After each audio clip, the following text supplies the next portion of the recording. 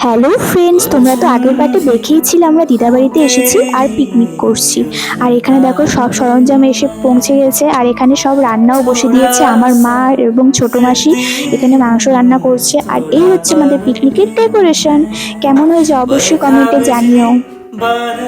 আর এই ডেকোরেশনটা আমার দুই মামা মিলে করেছে, ভীষণই সুন্দর হয়েছিল। আর এখানে পকোড়া ভাজা চলছে, আর মামি কাটছে এখানে স্যালাড। আর কে কে পকোড়া খাবে তাড়াতাড়ি চলে আসো।